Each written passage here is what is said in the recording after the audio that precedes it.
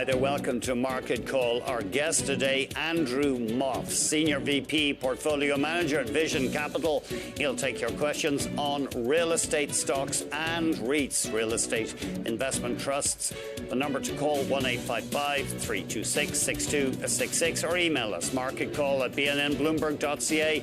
Andrew, thanks very much for coming on the show.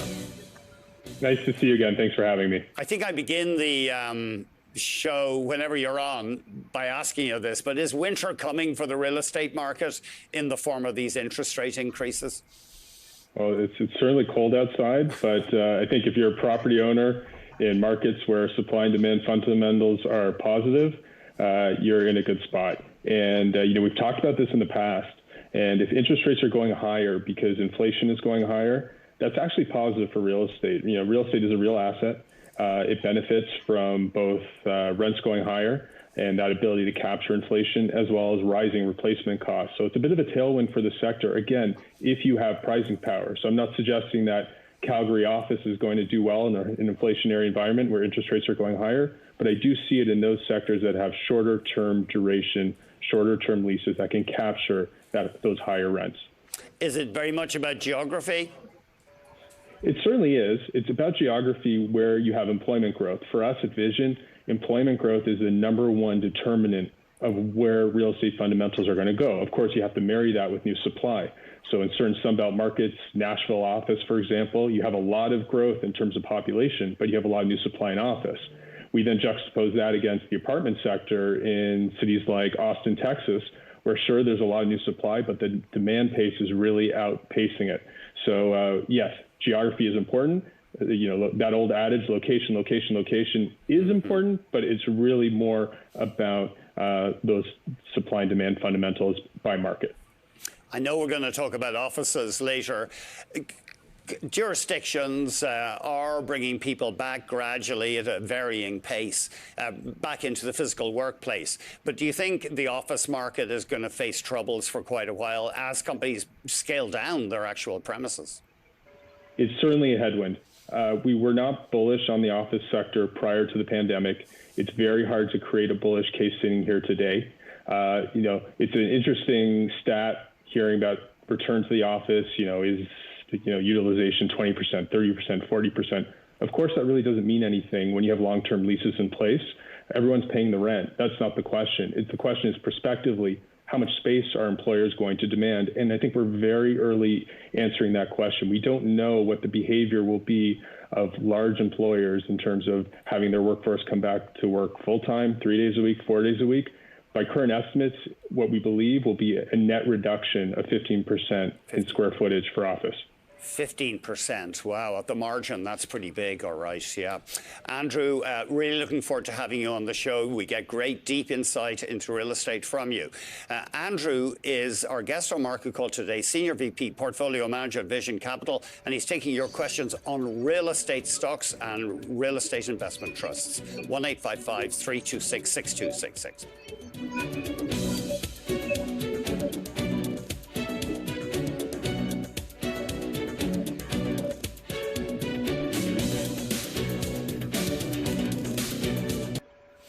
We have an email from Andrea, wants to know about Artis REIT. What's your opinion on Artis REIT? So they did have assets in Western Canada, did they? Have they divested any of those, Andrew? So Artis has divested of some of their assets, and they're on a path to fully divesting of Calgary office, for example. But they do continue to own assets out west. They own assets on both sides of the border, both office, industrial, retail. And it's a diversified REIT that by nature of that and its asset class is always traded at a discount to net asset value. It's on a transformation path. It is being run by activist investors that came in and have taken over the REIT. It's not a name that we're invested in. What you're finding is it has a lot of friction costs in terms of closing that gap to net asset value. And we just think there's better value elsewhere, especially in those asset classes, because you're not going to see the growth that you would typically see at this point in the cycle, just given where inflation is in those asset classes. Okay, so that one is not calling out to you. Let's head to Burlington, Ontario. Mary, go ahead, please. Hi, Andy. Hi, Andrew. Thanks so much for taking my call. Andrew, I have some Americold, and it's not doing well as my other REITs are, and I'm just wondering if you think there are problems with the company. Is it just lagging behind? Let me know what you think. Thanks so much. I'll hang up and listen. Americold. So, a couple of years ago, Americold was a name we were heavily invested in. We really like the asset class. This is refrigerated warehouse, very integral to the food infrastructure and supply chain. We did divest of that stock, and is a name we've avoided simply because of all the real estate names. This one really gets impacted by rising labor costs.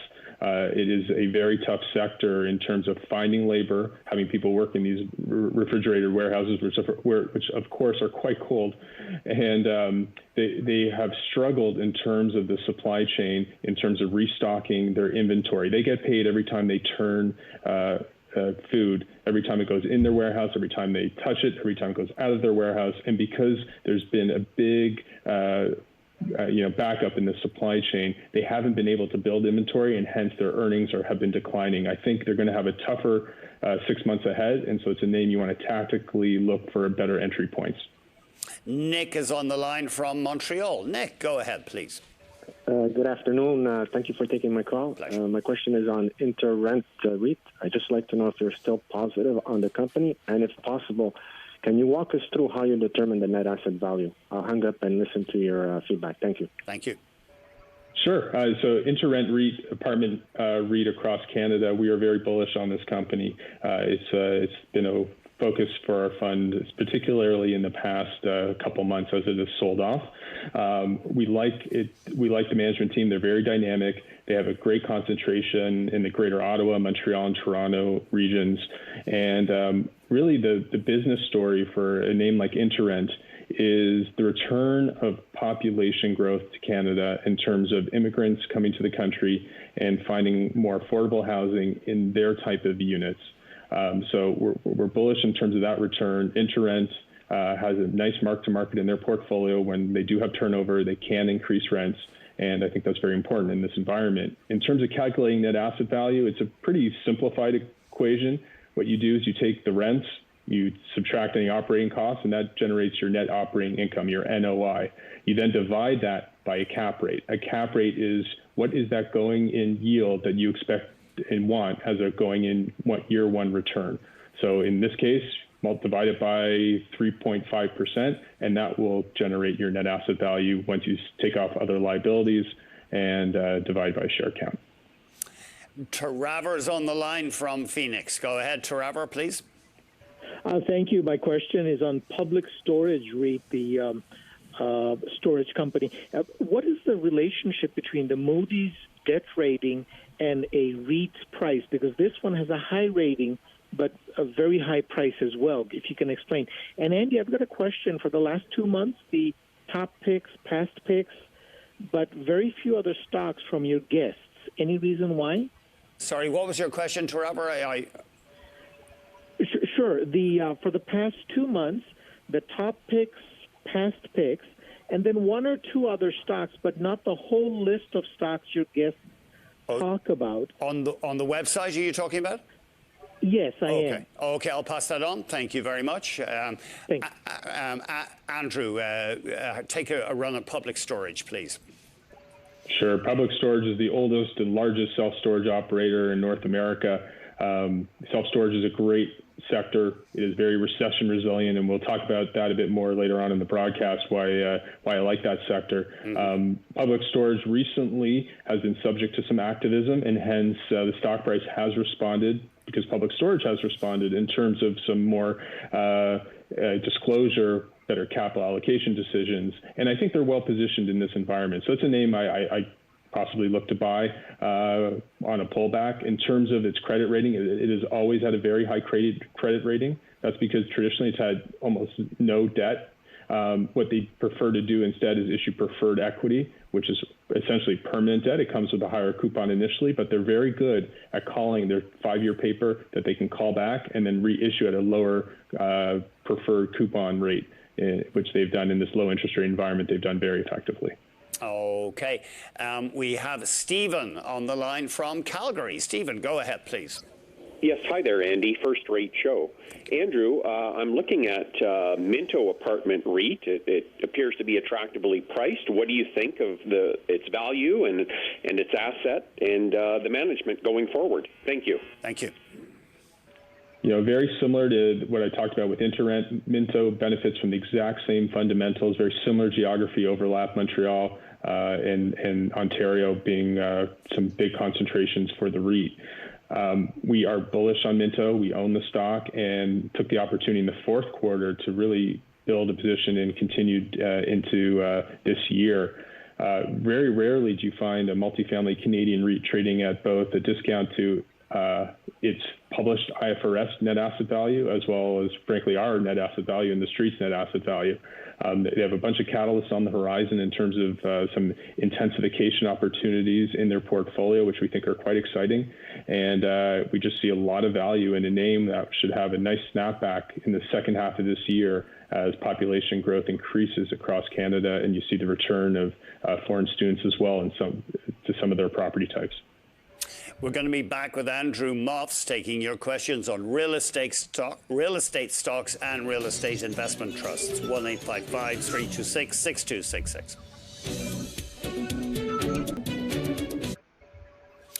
Dave is calling from Wasaga Beach, Ontario. Go ahead, Dave. Hi, Andy. I'm a first-time caller. Good stuff. Thanks for calling. And my question for Andrew is on True North Commercial Real Estate Investment Trust. I'd like his opinion on it. And could you give me the street consensus on that, please, if you could? I can have a look. Thanks very much. much. True North Commercial. Sure. So True North is a smaller cap office REIT focused in Canada. They focus on secondary markets or tertiary markets. They tend to have a bit more of a government concentration, so that is a bit of a hedge against being in secondary locations, is that you tend to have better credit quality. We talked at the outset of the show in terms of what could possibly be a net reduction in office demand over time, and that also will fall into the government sector, and you got to have to wonder in an environment where you have rising labor costs, you look for other expense items in order to cut costs, and rents could definitely be one of them. So this is not a name we look to invest in. It's smaller cap. It has a very high distribution yield, which is enticing. However, their cash flow does not fully cover that distribution once you factor in items like maintenance capital expenditures. So not a name we're looking to invest in today, though it does offer a pretty attractive distribution yield. You just have to take the risk that at any given time on a tenant rollover, there may not be the same demand for that space. The analysts seem to be wary here. There are 4 holds on True North Commercial. The average target is $7.60, $7.63, and the stock's about 30 cents below that right now. Dave, thanks for that question. John is calling from London, Ontario. John, go ahead, please. Hello, gentlemen. You're flush with Andrews today. Yes, Good that's to right. See that. My question's on Chartwell. I bought some long ago, around $6, and I kept it through the crash 2 years ago. Bought more, just under $9. Great dividend payer. Occupancy 76%. When I bought it the first time, it went up to $16. Occupancy was 94% at the time. So is it just a matter of more people in more rooms? Thank you. I'd like to have your opinion. Thanks. It's a great question, very astute in terms of exactly focusing on the fundamental question.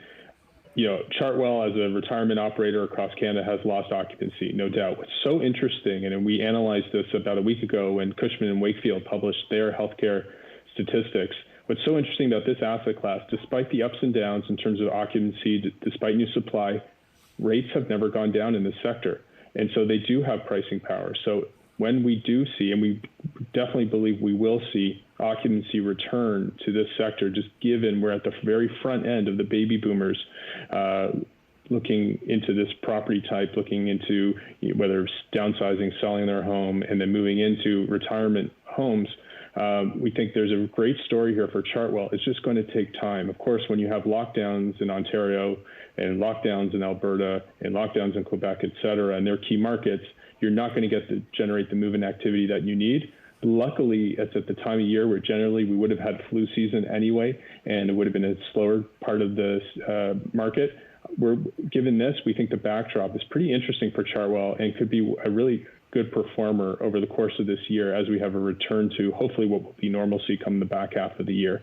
So I think we've hit a low on Chartwell, and I think the downside is quite positive, and it is a name that we own in our fund today. Chris is on the line from Hamilton, Ontario. Go ahead, Chris. Good morning, gentlemen. Thanks for taking my call. Pleasure. Granite REIT has done extremely well over the past year. I just wondered what Andrew's view of it is going forward. Would he be buying it, or would he buy it on a pullback, or does he feel it's fully valued? Thanks very much. So Granite REIT is definitely a buy for us. We have bought it recently. We have bought it on a pullback. This is a name that focuses on the industrial warehouse space in the United States, in Canada, and in Europe. We've become increasingly bullish on European industrial, and Granite is well positioned to benefit from fundamentals improving at a faster pace, most likely over the next 2 years in Europe over North America, as the likes of Amazon builds out its presence over there. Granite has always been a very safe type of investment in the industrial space, given its well-structured balance sheet, has a very conservative balance sheet, and we have always been rewarded when we add to a name like Granite on a pullback. So sitting here today, we definitely think it's an attractive investment and attractive risk reward. Okay. We'll squeeze in one more caller before the break. Pat in Whitby, Ontario. Go ahead, please. Yeah. Hi, Andrew. My question is on H&R REIT, and they split off some of their assets there, and they lost a lot of value in their stock price. Can they get that back, and what is your opinion? Thanks. Thanks. Right. So what you have to do, of course, is add in the value. If you had been a unit holder prior to the spin out of Primaris, you have to add back in the value of those shares that you would have received. So it's you have to do a 1 + 1 = 2, and hopefully over time 1 + 1 = 3. I think that's going to be the key question. What will happen over time? H&R REIT, will they be able to close the gap to net asset value, which is anywhere from $16, $17 versus stock price today, probably $4 or $5 away from there. They own a diversified portfolio. They're doing a great job of rationalizing it. So it's a bit of a show me story and an execution story. And if you're going to own a diversified REIT, this is one you can feel comfortable owning. I think it's a hold at these prices, and it will be based on execution from this point forward, and hopefully you have the right management team to execute. We're going to have a look at Andrew's past picks after this. We'll see how he did on a couple of European residential investment plays. We'll be right back.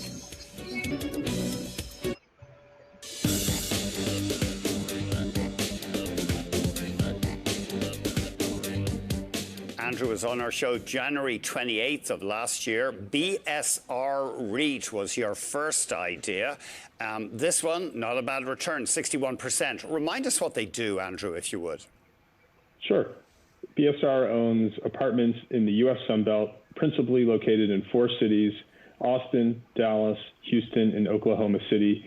And they own more middle market apartments, more affordable apartments, and they're really benefiting from what I talked about before, population growth and people moving to low-cost centers where they can attain jobs. These are markets where there's been above average job growth compared to the rest of the country. And BSR REIT, they own apartments that are really well run with a great management team. And what we find so interesting is that it trades at such a wide discount to net asset value. It's still a little gem that falls under the radar screen of U.S. institutional investors who can buy U.S. apartments on the New York Stock Exchange and don't typically look to the Toronto Stock Exchange to buy U.S. apartments. So it's a stock trading at an implied cap rate of 4.8%. We would say apartments should trade at a 4% cap rate in their markets, which suggests a stock price well above $23. So we continue to own this stock despite what a great year it had last year. Your next idea, the Irish Residential Properties REIT, IRES in Dublin. Not a bad return, 20%. So this is a name focused on the Dublin apartment market, and Dublin is poised to continue to do well from tech jobs that have come into that market, especially post-Brexit. And IRES, as the largest landlord in that market, is really benefiting from what has been a housing crisis, where there's just not enough supply to meet that growing demand. And if you look at the valuation of this REIT, it trades at a 4.5% implied cap rate. If you were to apply a 3.9% cap rate to it, you'd have a stock worth over €2. And so we find that discount pretty attractive today when you see positive demand versus supply fundamentals. European residential REIT was your next idea. This one not doing as well, down slightly over the period. Yeah, so it's interesting. ERE, it is a name focused on the Netherlands, their apartment market specifically, and again, a very tight market where there's no new supply and very large population growth going into the Netherlands, and their metrics have been really fabulous. They've done a great job operating over the past year. Throughout the pandemic, they were able to get 3-4% NOI growth, which is pretty good for that type of market, especially a rent-controlled market, yet the stock hasn't really responded. It's a bit of a smaller cap, lower float stock, and Cap REIT, Canadian Apartment REIT, is its sponsor and largest shareholder, and I think they've done a great job in terms of guiding that REIT, and I think we're just looking for the catalyst for the REIT to close the gap over the next year. Okay, we're going to take a break. Andrew Moffs is taking your questions on real estate stocks and real estate investment trusts. 1-855-326-6266.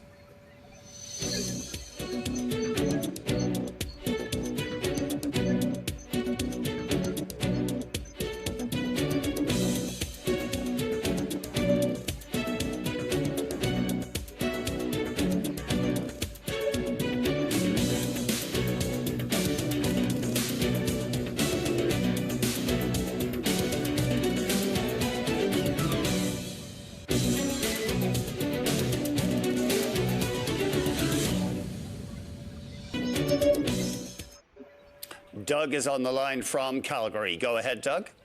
Oh, hi, Andrew. I was calling to ask about Crombie REIT. I bought it for the Safeway acquisition, expecting them to, upgrade the properties. But I've noticed lately the EPS has moved lower than the payout ratio, and I'm getting a little nervous now that they've had that $200 million bought deal they just put out, the share dilution. Mm-hmm. So I was just asking what you think about Crombie. Thanks.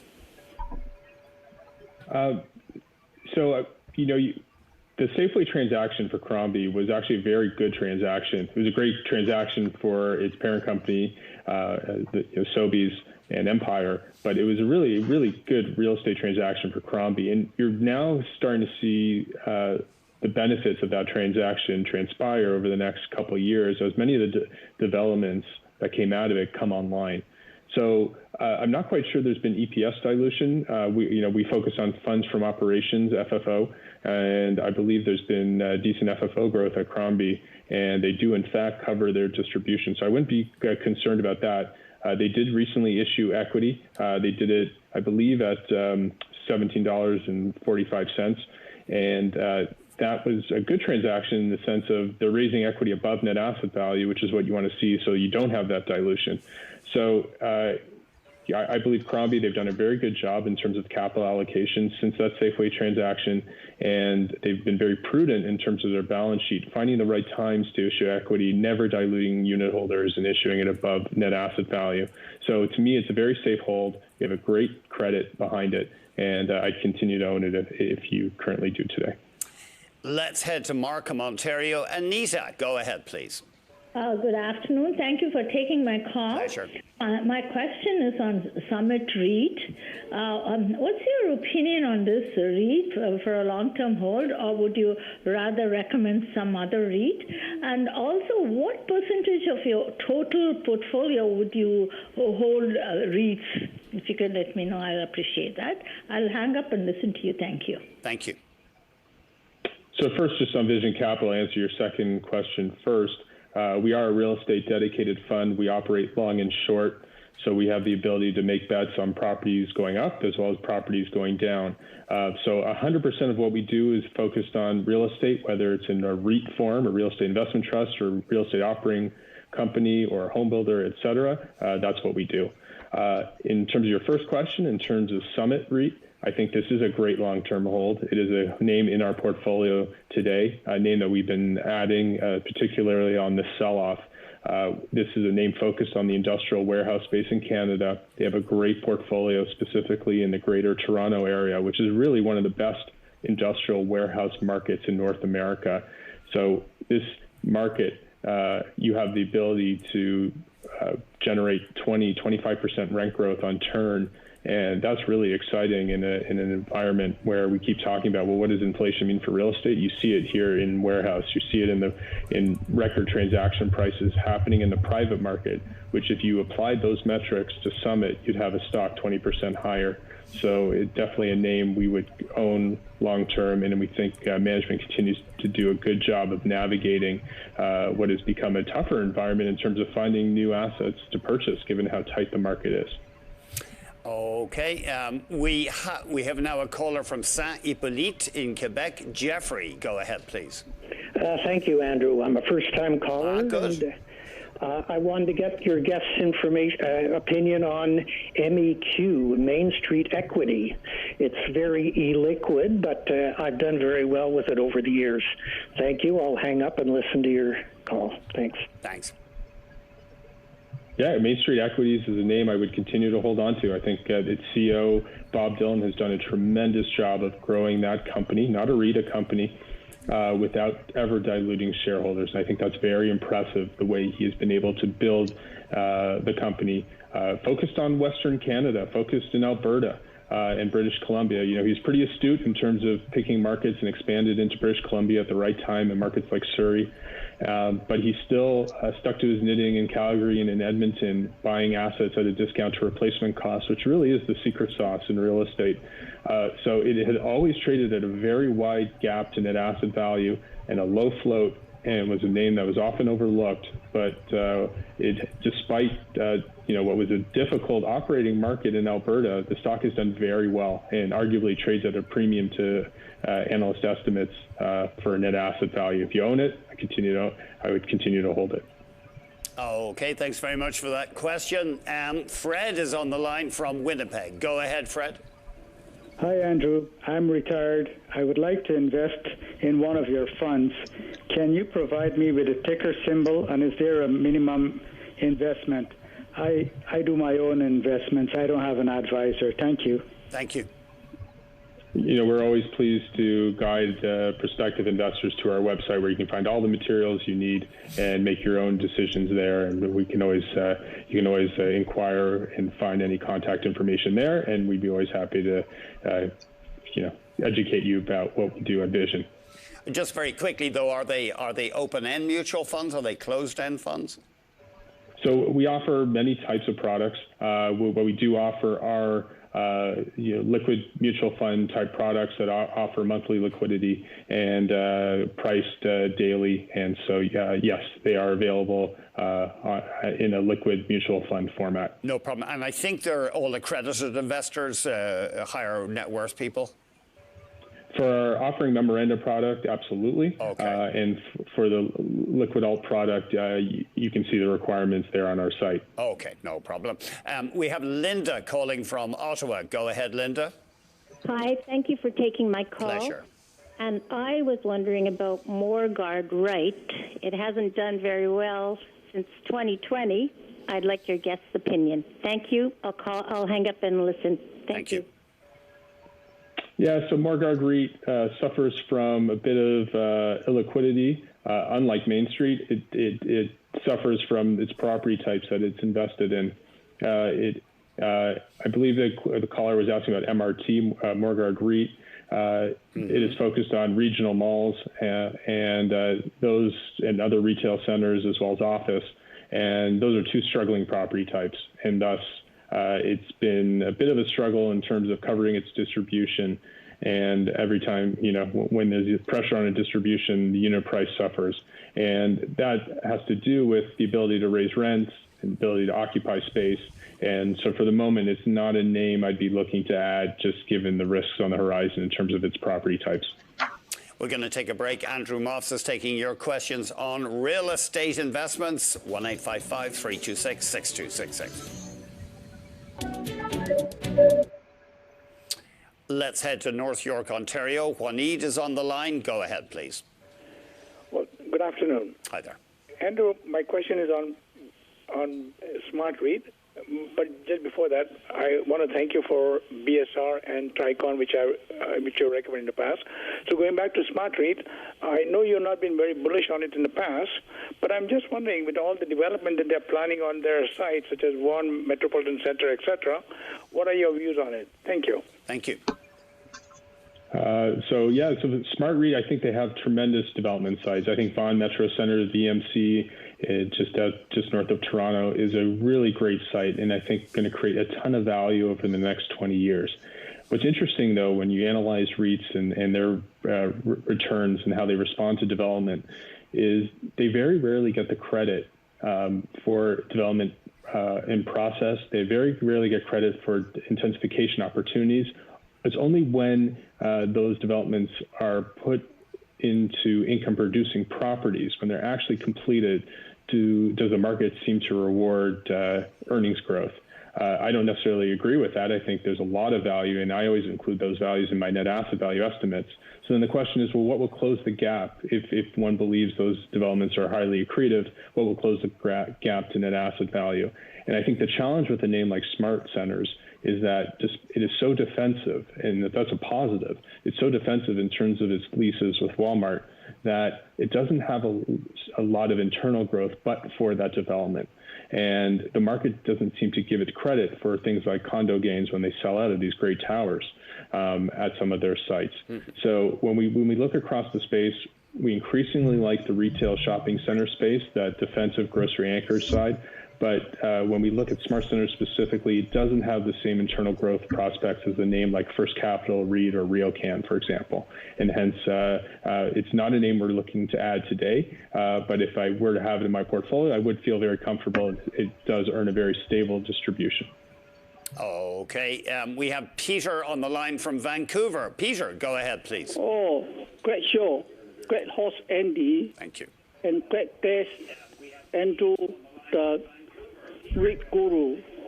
Andy and Andrew, may I wish you a happy, prosperous, and healthy Chinese New Year. Thank you. Chinese New Year is tomorrow. Yes. So, Andrew the Great, may I ask you about a CT REIT? Okay. That's the Canadian Tire REIT, isn't it, Andrew? It is indeed, and Happy New Year to you, Peter. Yes, CT REIT is Canadian Tire REIT by virtue of the fact that it went public in 2013, spun out of its parent, and I think 92% of its rent comes from Canadian Tire, and almost 70% of the stock is owned by Canadian Tire.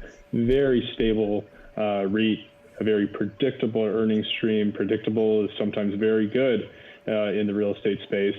And as a result, pays a very stable 5% distribution yield, trades at a premium to net asset value, and it's a name you can sleep at night. I think the leadership is very strong. There's going to be a leadership transition this year from Ken Silver to Kevin Salzberg, who will do likely a very good job as a CEO, and I think the market is pleased with that transition as well. And it'll just be business as usual. They have only a few development sites, and hence internal growth will just be based upon renewals with Canadian Tire, which are pretty low rates of renewal, and hence very just stable, predictable real estate. Bill is on the line from Red Lake, Ontario. Go ahead, Bill. Yeah, my question is on Sienna Senior Living. As an income stock, what do you think of it as a long-term hold, and do you like it? Thank you. Thank you. So the Sienna Senior Living, about half its business is in the retirement space, half its business is in the nursing home space. Obviously been a very difficult operating environment over the past 2 years, but I'd like to think we've passed the bottom and should be some stability going forward. Just like Chartwell, this will be an occupancy story as the retirement homes pick up occupancy, as move-ins pick up throughout the year, as lockdowns go away, as the pandemic hopefully subsides.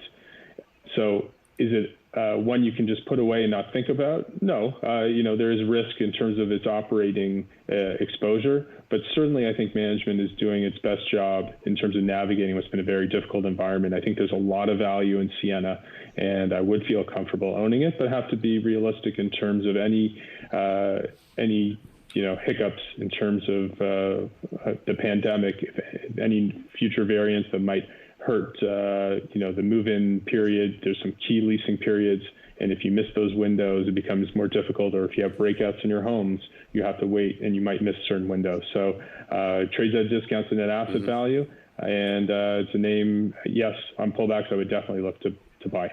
Okay, running low on time. Let's squeeze in Am in Ottawa. Go ahead, Am. Hello, gentlemen. How are you today? Very good, and thanks for calling. Thank you. Given the rising interest rate environment, what's your opinion and target price for Digital Realty versus Switch? Both are down from the highs last month. Specifically, is one a better balance of growth and yield versus the other one? I'm trying to start building a little bit of a position in my RSP. Thank you very much, and I'll hang up and listen to your answer. And Andrew, remind us what they are, Digital Realty and Switch. Yeah, so both operate in the data center space in the United States and have portfolios globally. Digital Realty, it's a very large REIT, over $40 billion in market cap. Very difficult for it to grow given its size. I think if you're going to focus between the two names, there's been a lot of consolidation recently in the data center space as the smaller operators have been bought by the larger operators. And I think Switch sits out there as a potential M&A target. And hence, if I had to pick between the two, Switch would be the one that I would look to buy. Okay, we are going to take a break soon, but first let's check in with John Ehrlichman, see what he's got coming up on Bloomberg Markets. John, take it away. I'll tell you, Andy, during this period where some businesses have been waiting to put their real estate to use, how about movie theaters in Ontario? This is a big moment for a lot of operators in getting back to business. We're going to have a good conversation coming up with the head of Cineplex. Else Jacob will join us as that company is looking to get back to business right now. Obviously, the hard-hit movie theater industry, among others. As for the broader story, we're going to have more on what's happening in stocks. It's also a very busy week in the world of technology, so we're going to be talking to a top-ranked analyst on some of the companies that are set to report their results. All coming up 1 o'clock Eastern Time, 10 a.m. Pacific on Bloomberg Markets. Thanks very much. That's John Ehrlichman. We are going to take a break, and we'll have a look at the top picks from Andrew Moffs right after this.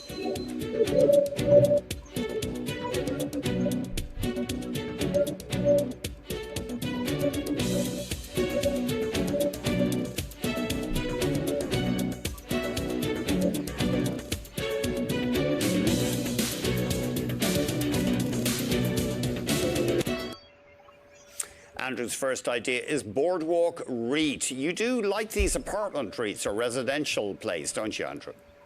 Yeah, everyone needs a place to live. So it's quite defensive, yet has very offensive attributes as soon as you're in periods of time where demand is greater than supply. And we're seeing that in Boardwalk's markets today.